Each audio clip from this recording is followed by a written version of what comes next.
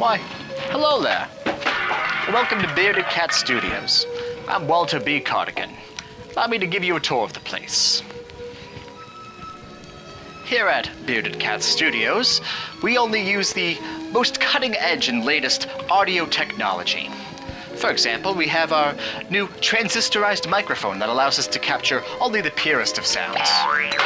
Or we can take a tour of our variety of tape machines using 8-track MTech Studio Master tape technology.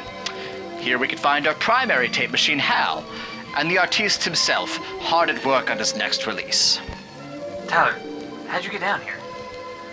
Who are you talking to? Let's give a quick listen, shall we?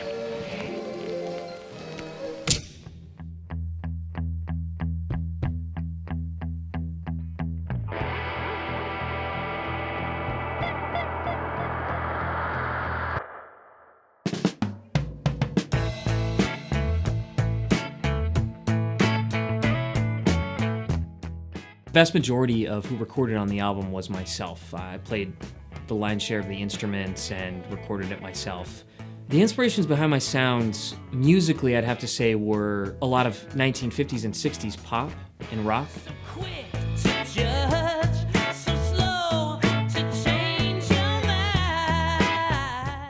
I would have to definitely cite the Beatles, Bob Dylan, the band, a lot of Stax Records recording artists. Sonically, I would have to say Joe Meek, one of my favorite recording engineers from the 50s and 60s, as well as Gabriel Roth from Daptone Records. I just really love the sounds that they chased.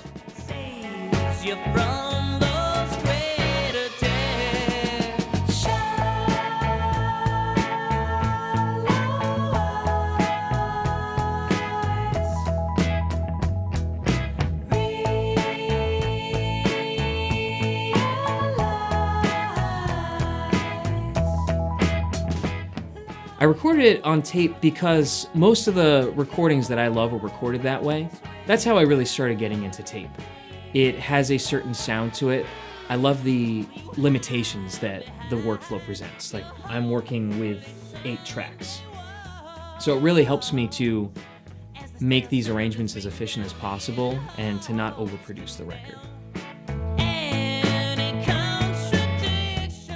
What really inspired me to try to take all of the work, the majority of the work myself, and just try to tackle this whole thing on my own, I had a lot of specific ideas about how I wanted things to sound, and it was hard for me to get that across to other people. And when I started listening to Todd Rundgren and looking at his records, I noticed that he was playing and engineering a lot of his earlier recordings. Seeing that example, I thought, why not just try to tackle it myself? I had a lot of help with this record, actually. My brother in particular, as well as a lot of other people. Kathleen Parks was another one that was really helpful in that way. Jason Banta really transformed the sound of this record with the mixes that we worked on together.